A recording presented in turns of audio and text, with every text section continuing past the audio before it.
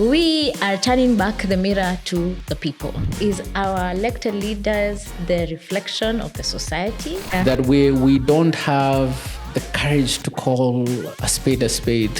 So we're calling it a big spoon. Greedy MPs pocket bodyguards and drivers' allowances.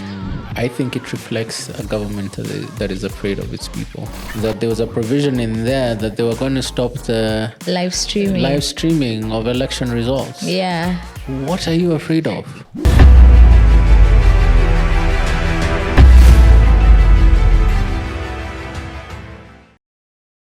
Welcome to Politically Connected, a podcast on everything politics and governance in Kenya and Africa. Here we unpack the complexities of people, policy, and power. I'm your host, Diana Ngao, aka Madam Speaker, and I am Chaka, aka the Bishop. So welcome back, and I think by now you have already subscribed. And if you haven't, imagine just take a second to click the subscription button on YouTube so that you join our Politically Connected community, because it's a lot of fun, and it's not just fun, but it's also educative. Because our aim is to raise the consciousness, the civic consciousness of the continent. So without further ado, for today's episode, we are turning back the mirror to the people. So many times, we're always criticizing the government. We are criticizing our elected leaders, our appointed leaders, but they too are Kenyans. And so we're turning back the mirror and say, these Kenyans, even though they are the minority, are they reflecting something about us as the people who put them there? Yeah, so that is the discussion today, and I will ask my co-host, the Bishop, is our elected leaders the reflection of the society? Or the politics of the day a reflection of the society? There was a song by a Tanzanian artist I used to love. I still like the song. I think the name of the artist was, I can't believe I'm forgetting it, MC something or Afande. Anyway, the song was saying, ni mimi msanii, Kioo cha Jamii. Ni mimi naona mbali, kwa darubini kari. And he was basically saying that as an artist, he was a mirror of society. And it was him who would see far with very strong binoculars. Just a bit of a twist on that is, though this is not a song, this is a podcast. And when we look at the content we engage with from our TV shows, our newspapers, I think the things we see and engage with really, whether it's politics or lifestyle or whatever it is, it's really a reflection of society. And it's easy to look at things in isolation and be very sanctimonious about it. But, and especially if it's outside of yourself, you can point fingers. But it could really very well be a reflection of society. And so what we see of our leaders, to have a sort of play on government of the people, by the people, and for the people, we may feel it's not that, but it is of the Kenyan people, because those are Kenyans. They are our brothers, our sisters, our uncles, our aunts, our fathers and mothers. They've been raised, they speak our language, they come from our villages, our communities. It is of the people. It is by the people, even if we want to complain about how elections are conducted. The pool, it's still from a pool of certain people. And that pool, is it the best of, on aggregate, what does it reflect? So it's still by the people. And so whether it's for the people is a consequence. It's where we end up. Yeah, it's where we end up. And I think maybe as part of this existential exercise, maybe we can look at what has been in one of our recent papers to explore this topic a bit further. Even as you say that, as I open the paper, we have the paper, but this is a paper of 26th November. You've just mentioned something that even though we were to say that we have issues with elections, but the people who conduct those elections are Kenyans. Yes. The clerks, they're Kenyans. Yes. Right? And they are part of this social contract as all of us Kenyans in house. So yeah, it is. You actually raise a very important point, and electoral justice is a heavy topic on its own. But as much as, and in fact, in our last episode, we heavily castigated the chair of the IEBC who conducted the last elections, or rather, we invoked the memory of what Chief Justice Emeritus David Kenani Maraga said in the 2017 decision about the competence of the chair at the time. But the chair is not the commission, as it was stated in this last petition.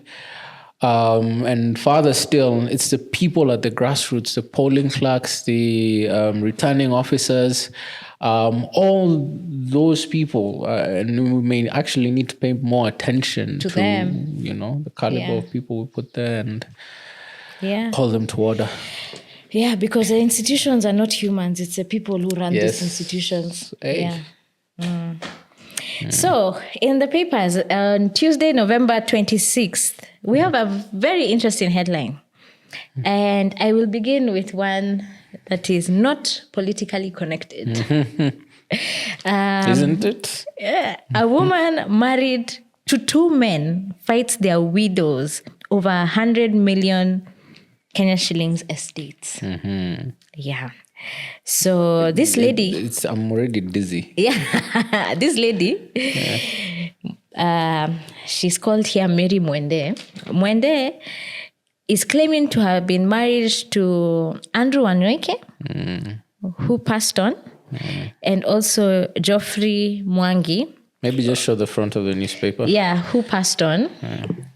And they passed on in 2 years apart. Like there's no animal practice. No, isn't that? And there's nothing. They said here how Andrew passed on and how Kenya passed on. It's not connected to Mwende. It's just the timing is impeccable. Yeah. But anyway, So Mwende has decided to launch a court case and say that she's owed this estate of these two men in two separate court cases. So in one court case is Geoffrey Kinyua, who has an estate of 100 million. And then the widow, upon researching and something, and the widow is called Lucy, finds out that, wait, this Mwende who's claiming to be a wife of my husband is also somewhere else in another court claiming to be a wife of another deceased man. So she reaches out to the widow of that man and she's like, no, this lady is a fraud. So she's claiming that this lady has faked an affidavit of marriage and faked the one of the deceased men's nini. Yeah. And well, the court is the case is still in court, so that's one case. Yeah, only one case. It's not politically connected. Here only two. So she's done this twice. Yeah, she's done this twice.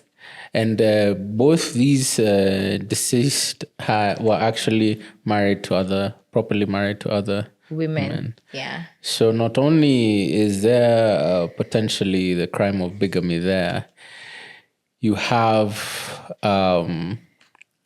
just twisted fraud. And I think the theme, going back to our theme here, if our politics is twisted, it's because... our society is twisted. Yes. Wait, let me also throw a spanner in the works here. Mwende also has a child, one daughter, who she's saying that her and her daughter are supposed to also be part of the estate of this one of the deceased men, who's Kinyua. Kinyua is the one who has the biggest estate of 100 million. And she says her daughter was born in 2012. And her daughter, the birth certificate has the deceased man as the father.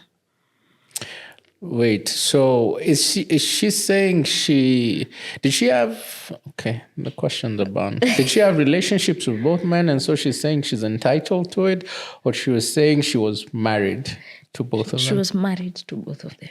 at the same time? Me, I don't know about at the same time. However, she says here that the estate she has been married to the first, which is Kenya. I mean Wanyoike, since 2018. And then Kenya, she's saying the daughter was born in August 16th, 2012, and according to the birth certificate, lists Kenya as the father. And Kenya has other 3 children with his first wife. And he reportedly died in September 2021, unfortunately through suicide. That's sad. Yeah. If she's claiming on behalf of the daughter, that's one thing. If she's claiming it for herself, then that's another story, especially if she's also... Now, you mentioned the name Wanyoike, and there's a story here also, which I think also reflects just that twisted aspect of our society. And though this is not a Wanyoike, it's about a Mr. Wanyaki who has been in prison for 17 years now. This was also in The Nation. And he's been in committee maximum prison for 17 years. So basically the story goes, he was arrested and imprisoned for defiling his 7-year-old daughter. What? Now, let me give you some context. All this has to do, again, with property disputes. How are these two things connected? The father to Mr. Wanyeki, who had a number of children, Mr. Wanyeki and Mr. Gasanja, and a few other children, passed on and, of course, left his estate, the inheritance of his children, who were also adults. Now, one of the sons sold, so he had 2 sons and daughters. Yeah. One of the sons sold his property, and then he had wanted, after selling his property and moving back home, he had wanted his brother to also sell his property, and of course his brother was not having it. So what does this guy do? He starts claiming that his brother is defiling his daughters, 7-year-old and a 9-year-old. His brother is defiling the brother's daughters, Yeah, so, not his. Yeah, so Mr. Gashanja now is the one who's going to make these claims and saying Mr. Wanyeki, Mr. Wanyeki is Mr. Gashanja's brother. Mr. Wanyeki is defiling his daughters. Mr. Gashanja sold his land, wants Mr. Wanyeki to sell his land. Yeah. Mr. Wanyeki refuses. Mr. Gashanja says Mr. Wanyeki is defiling his 2 daughters, 7-year-old and 9-year-old. Where's the mother in all this? She's an alcoholic. So part of the claim is she's abandoned them anyway. Yeah. So he first approaches one of his sisters. The sister, now Mr. Gashanja approaches his sister and says, our brother is defiling his daughters. The sister, it doesn't add up. She refuses and doesn't buy the story. Yeah. This guy doesn't give up. Did the sisters also have part of the land? It's it not was just clear the brothers from the story? from the story. Okay. So he pursues this father. Eventually, he gets his mother and a police lady to work with him. To force the 7-year-old daughter. A 7-year-old? A 7-year-old. The 9-year-old refused. How can a 7-year-old be able to write a statement without...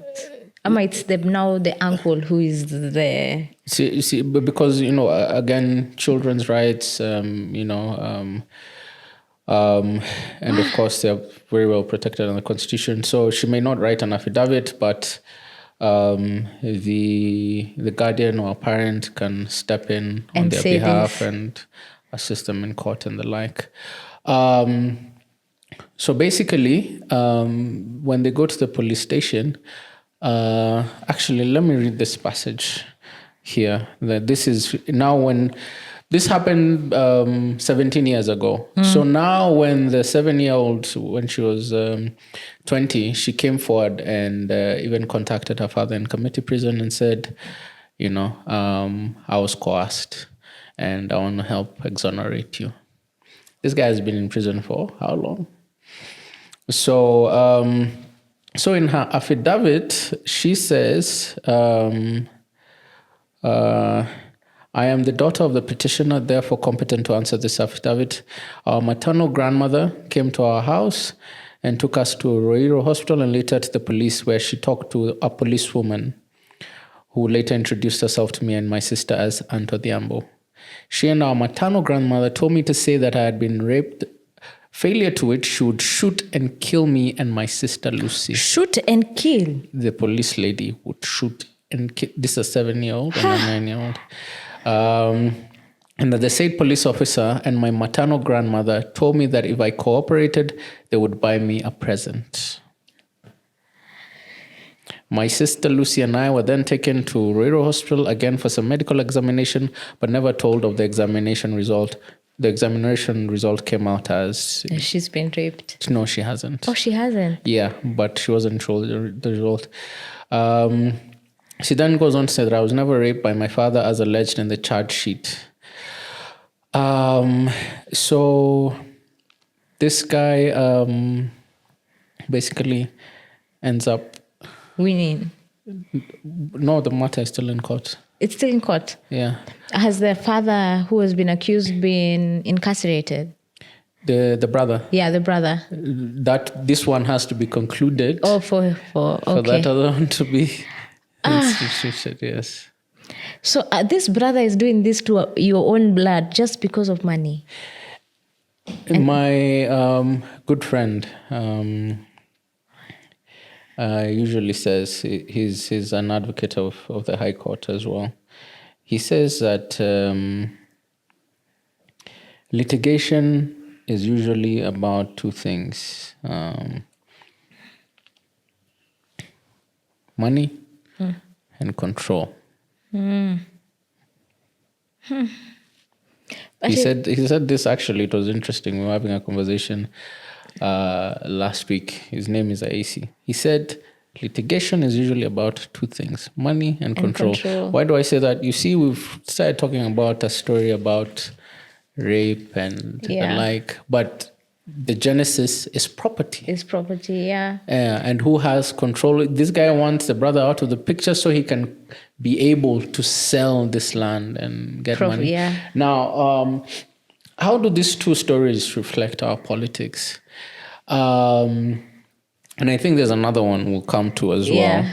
It's a reflection that there's selfishness that's almost diabolical, and narcissism, that my interests and my wants, not only do they supersede yours and trump yours, they supersede yours to the extent of even causing your detriment, your livelihood, your welfare, potentially even your life.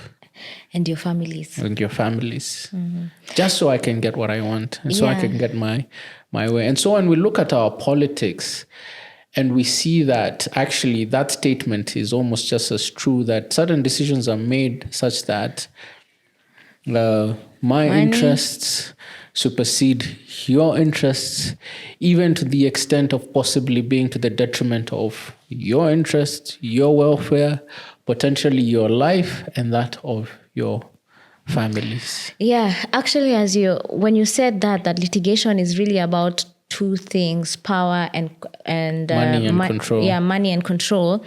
It made me start thinking about now also, if you look at it from the government perspective, or rather the people in power's perspective, let me not just say the government, it could be someone powerful who's also well connected. And when you hear cases of land grabbing, you hear cases of demolition, hey. My mind is still in the county. Anyway, demolition of houses just without any regard of those people and where they're going to go. Even though it's within government land, I believe there are very many other dignifying ways to not evacuate, but to enough time to let these people go and find get resettled elsewhere. So indeed, it's like a I don't even know how to say, how do you solve a problem? It's so complex that what is the behavior of the people in power is actually the same behavior of the people who put these people in power. And you know, what you say about demolition is actually I don't want to say a philosophical problem, but it is a philosophical problem in the sense of one's our leaders' view of governance, their view of the value of life. I'm trying not to go into the philosophy of law, but there's a school of law that is black letter, positive law, that inclines to looking at the rights of the corporate or the rights of the many supersede the rights of the few. And so what you try to achieve is the greatest good for the greatest number. That's utilitarianism. But what it then means is that the rights of the individual may potentially suffer because of this point of view. Why? Because you see, when you're talking about demolition of houses, you're saying that these houses need to be demolished so that we can have better infrastructure development that serves more people, or a road that will serve more people, or apartments that will serve more people. So it's the greatest good for the greatest number, but at the cost of the rights of the individual. Now, of course, there's a proper way, even in that school of thought, there's a way to go about it. But now, because that view can go to the extreme that even if it means your detriment right now, then so be it. On this other side is natural justice, the laws and principles of natural justice, and such that even if it takes 100 years, but the rights of one person are at risk, then we will wait. Without going into a lengthy, because one can debate but the point here is how our leaders have an understanding of this can be seen in such that because that's why even mtu yetu politics comes is able about to thrive. Because our people mtu wangu ako ndani sasa niko sawa, or even our people are being frustrated or oppressed and the like, and so it becomes an us versus them, or an us versus the interests of an individual. You can have people being chased out of their land because, like what was happening in the Rift Valley, where even people's lands being invaded, and you see, it's many people saying that it's the interests of many people against the interests of a few or an individual.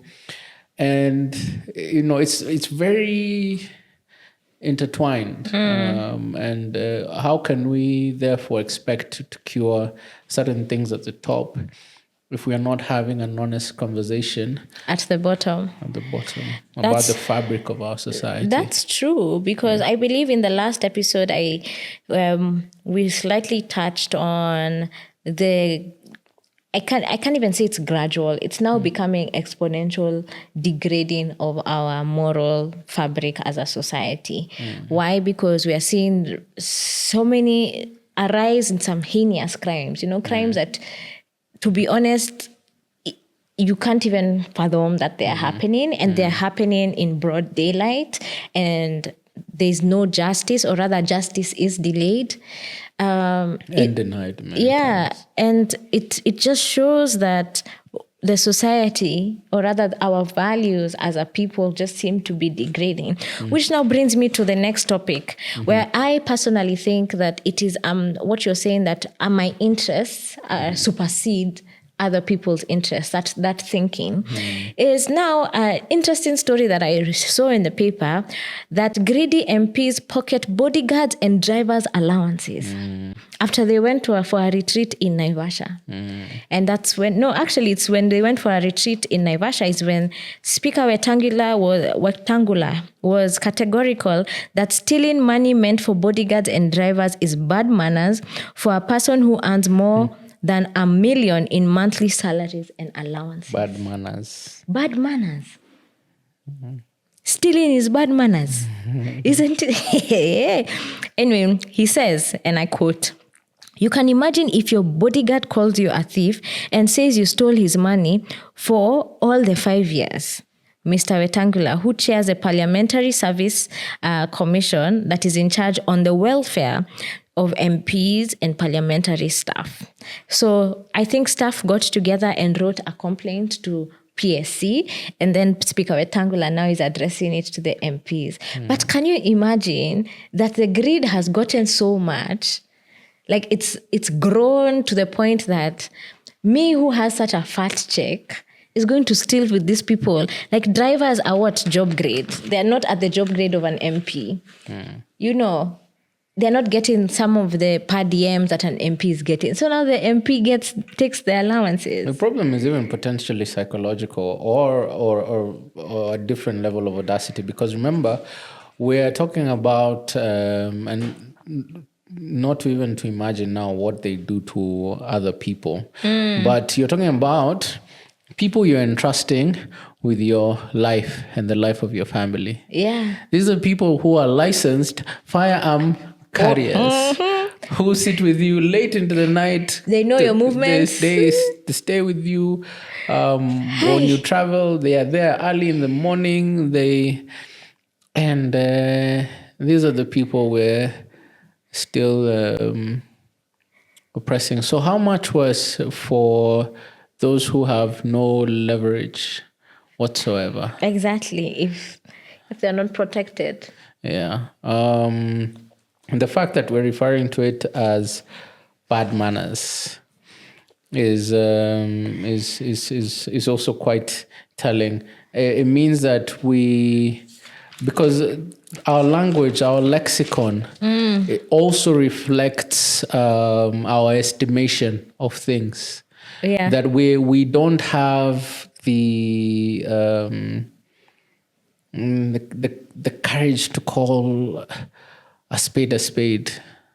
So we're calling it a big spoon. Yeah. It is just so I can't even. I'm just wondering, like, how did we get here? Like, what we answered in our past episode is like, how did we get here? Like, how did we get to this point that our laws really are just a suggestion to a number of people? And my respect to my fellow Kenyan is really skewed in terms of like, my rights supersede their rights. Yeah. How did we get to this point? And yet we have this beautiful social contract that has been lauded as one of the best around the world. How is it that both are realities? We have a great constitution, and at the same time, we're having such moral and value decay in our society. One could point to several things. And I'll go back into history. I won't go as far back as original sin, but I will go to the founding of You our are taking nation. us back to Adam and Eve. Hey. No, but there's a domino effect, because if you look at the founding of our nation, Yeah. there are certain choices that were made that arguably have a ripple effect. So, for instance, before independence, certain choices were made by. There were certain people who were fighting for independence, but there were those who were cooperating for expedience. Who called home guards. Home guards, and they were willing to betray their own people for their own gain and their own advantage. And part of also the mechanism that were used by the oppressor was, divide and rule. And divide and rule. And so even certain communities then develop a superiority complex over others. And individuals are seeing this. On top of that, some of the decisions by our founding fathers, and there were tensions in policies and what to adopt.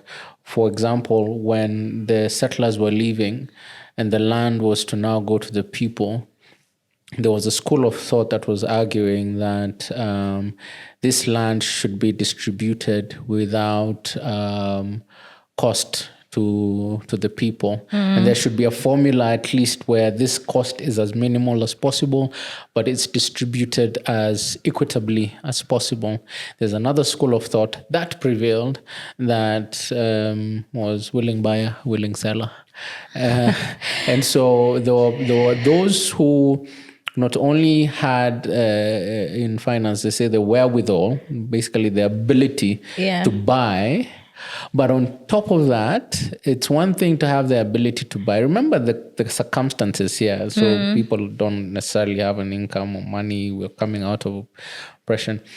But not only are there only a few people who can afford to buy, remember, this is not the age of social media, so access to information. Yeah. So for people to even know that property is being sold or where it is being sold, there are those people also who had the advantage as insiders, what in company law is called insider information, to know where prime property is, and that's how they ended up acquiring huge swaths of land. So those are just a few examples. But if this is happening at the founding of the nation, and people are having such a huge head start in such a way, we see the effects up until today. There's actually a story on, sorry to take us left a bit, but there's a story I had the other day of how the Mau Mau did not believe we had gotten independence. So they were still in the forest. And they were like, they can only come out of the forest if Jomo comes to them.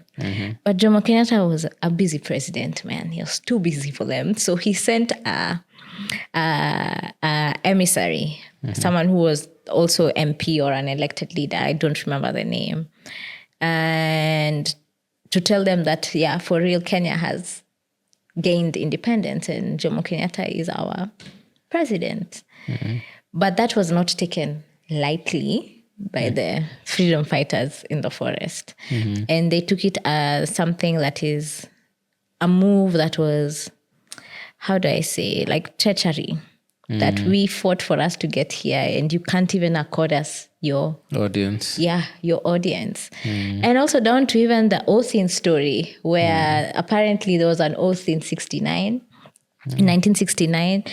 where Kikuyus were oathing and saying that we'll never give the presidency to a Luo. And then in that same oathing, there was another secret oath that the Kiambus are saying, we are the only ones who can retain the presidency, not the rest of the Gema.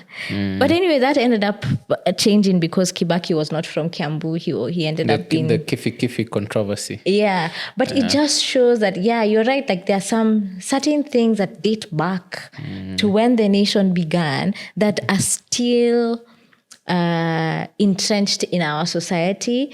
And there's something... they say that certain things repeat themselves until you learn the lesson. So certain things in our political history keep reoccurring because we are not learning the lesson. We're not having the honest conversation. We are not actually fixing the problem. What we do, we put a Band-Aid. We say, let's put a Band-Aid. We'll come back to that.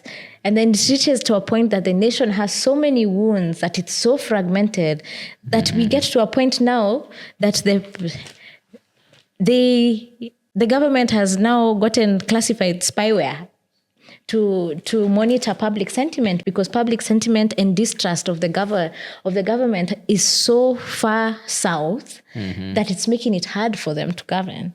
I was saying earlier, we were discussing before we started recording, that I think it reflects a government that is afraid of its people.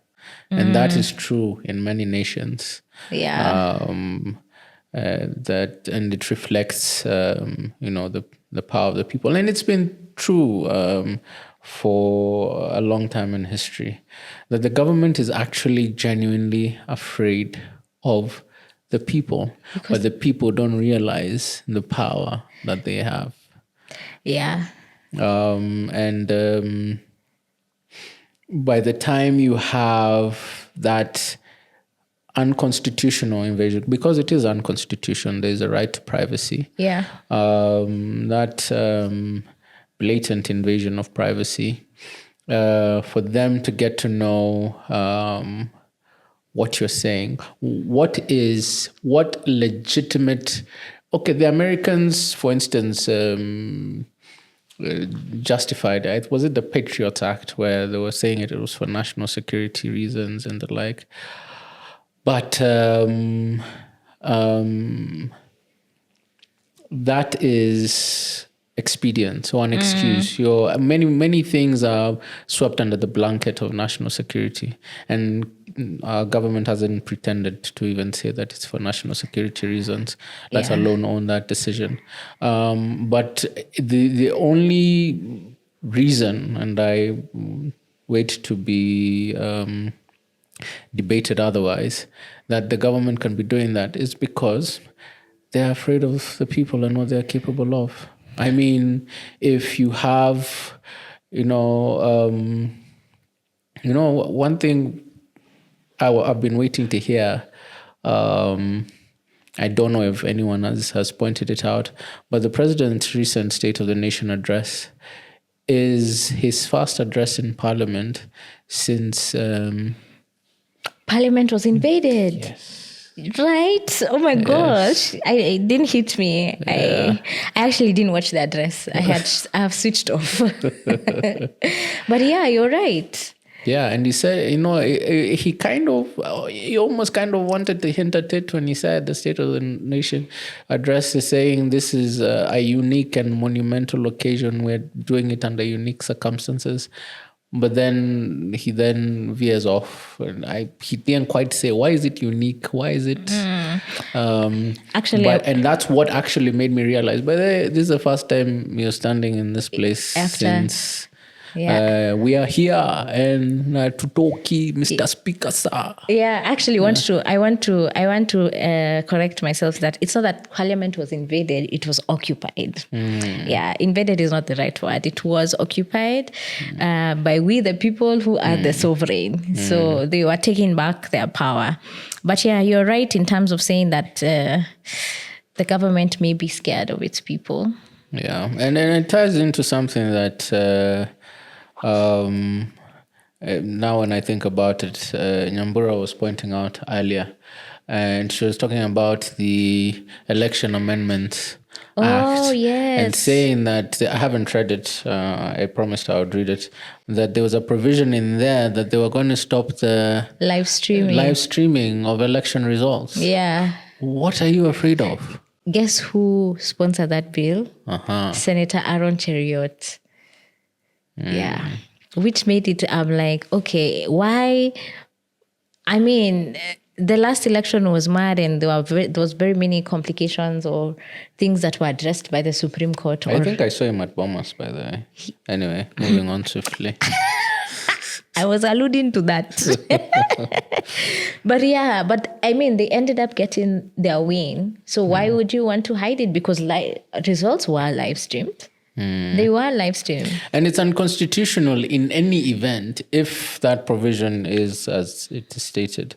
Because at the polling station, and the Constitution provides that the elections are final at the polling station, the people who are counting don't lock themselves behind nyuma ya tent kuhesabu kura. One, unaonyesha watu, unaweka kando. Two, and then immediately after, you're supposed to post the results where it is visible for everyone to see. So what is happening between the polling station and anyway, we said electoral justice is a different topic. I think we definitely have to have about it. We have to have that conversation on electoral justice and election period, even before election period, so that we can also inspire some or get people to pay more attention. Because remember in the last episode we said people are not serious because during election period we pay attention at all the wrong things as opposed to the critical things that ensure that we do have a free, fair and credible election. But there's also something interesting about this spyware controversy. Apart from it being unconstitutional, the only reason this was unearthed is because the person who was contracted to do that job was never paid. You know, again, it goes down to money. And it just shows how people, like our Kenyan society, or rather, we are now becoming very transactional. And conmen. Nikwambia Chaka niko na deal yako na nakupatia wewe. Usijali nitakulipa 200 million. Well, how many people are frustrated when having done legitimate business, delivered services or goods, can't be paid until the people who are in charge of the finance office get a cut of what it is. So they frustrate you to no end. And not only is it now, even in terms of procurement or payments, even in terms of there are people who are owed tax refunds worth millions, but they will not get them until they give up a share. A friend of mine was telling me, afadhali kai. A share of the company? No, a share of the tax refunds that they will not get paid until they give a share of that. So, and in fact, he was saying, you know what, I'd rather even when I owe, it's credited to me for taxes that I will owe down the line. But what am I paying for? You know, so what you've pointed out about how that was exposed is very interesting. we have a serious pay for play. Yeah, we have a serious issue that we need to address and be honest with each other that we can't blame it on the state of the economy. We can't blame it on our leaders. And part of the problem is refusing or being reluctant to own our decisions, being reluctant to, the leadership right now may be so unpopular, but do we own our role in getting them there? And that issue of owning our decisions came from reflecting on this decision about the cancellation of Adani. Laudable. That was the right thing to do. But I find it interesting that it came as a result of what happened in New York, right? And so it took the decision of a foreign entity for us to now, not because of the issues we were raising, much as in that speech it was being said that the listening is a full-time job of the government. Yes. It came not because people had raised issues, people had protested or raised legitimate concerns about the procurement methods or filed petitions. No, it was because a court in New York had indicted Adani. And what's interesting is looking into that decision, again in New York, I was trying to find out, okay, what was it that the Adani was building in the US or in New York?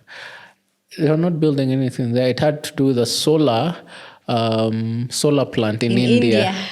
But there was an American involved, and because of the corruption there, it touched on the U.S. foreign corrupt practices.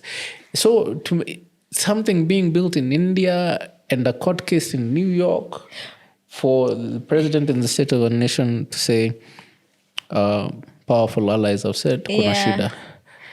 Yeah. So, and at the beginning of this same speech where he's cancelling it, he says it's a full-time job for us to listen, and we're listening to our citizens. So the citizens it's a question in the of are we owning our decision? This is not just about the president. This is about us as a nation. Yeah, the decisions you make at the ballot, Yes. the decisions that you make when you're supporting in our businesses, in our workplaces. And maybe we're being overly idealistic. I as you're talking about the issue with the US and the indictment of Adani, I was like, as much as I don't like the US's posture of big brother of the world and we are here to fix and put all of you guys to line, you must respect that they actually pay attention to their policies. That if you cross this policy, we are coming for you. Even there, it's when it suits them. Yes, I know it's just they're very good at it. I know it's when it suits them, but institutions there, or rather, it seems that things are working. I'm saying seems because I'm not a citizen of the United States. I have no benefits from there. Mm-hmm. But the only thing I could say I would admire is just even if it is vain, like it's not 100% true, that they do respect institutions, they respect policies to some extent. Are you sure you've been reading Noam Chomsky? To some extent. That's why I said to some extent. To some extent, maybe I should add, that suits them. I'd rather the Kenyan government any day by the... Anyway, all I'm just saying is that it's not idealistic to want a better country that's working for everyone. And it's not idealistic to want people to pay attention and focus on the actual issue. That the issue, yes, is our leaders. Of course, we have corrupt people, we have voted in thieves and people who even have many legal battles in court. But the onus is not just them, it's also to us. We can't say that we were hoodwinked, at this person lied to me. No, there is a track record that you can say who you see mfanyikazi. There's track record that you can show. So it brings me back. I've always been struggling to answer this question in the past, that is our leaders a reflection of the society? And before I used to be like, no. But now, when you see such stories, when you hear about the femicide that's going on, when you see all the things that are going wrong in our society, and I'm like, actually, yes, we need to carry that cross. Yeah. We must carry that cross. In fact, I've gotten an idea. I'll put it by way of a suggestion. When we're putting the title, tuweke #nisisi. As part of the title. Yeah. So maybe we should put it out to our audiences and audience and tell us, and they should tell us whether what we're saying is true. Siasa ni kioo ya jamii. And that brings us to the end. Uko na parting shot? I think a parting shot for today is #nisisi. #nisisi. Sisi ndio shida. #nisisi. It's there's when I was in high school, we had a speaker come. I think I was in Form 1 or 2, and occasionally you get this professionals who have done great things and different sorts of speakers, and they would come and share with us experiences. And one, I forget her name, but she was working for Bretton Woods institutions, and at the time that was wow. And she said that when she was in college, she had a poster on her wall. And it said that if it is to be, it is up to me. #Nisisi. If it is to be, it is up to me. You had it here from the bishop. That brings us to the end of our episode today. We challenge you, the audience, and Kenyans at large, to look within yourself and see, is the problem me? Or is the problem the leaders we have elected that have brought us into this state that we're in as a country? Tell us in the comment section. You can find us on TikTok, you can find us on Instagram, on X, and on Facebook. Would like to hear with you, because this is an ongoing conversation. It's not just between the bishop and I. It is a conversation for every single Kenyan. Make sure you share this video so that tusikie pia maoni ya watu wengine. Is siasa ni kioo ya jamii yetu, ama it's the other way around? Until the next time, stay connected politically. Asante sana mabibi na mabwana, to our audiences, Kasam, Fuad, Wes, and Nyambura. Thank you for remaining quiet. It's just that Nani Kilonzo is not here.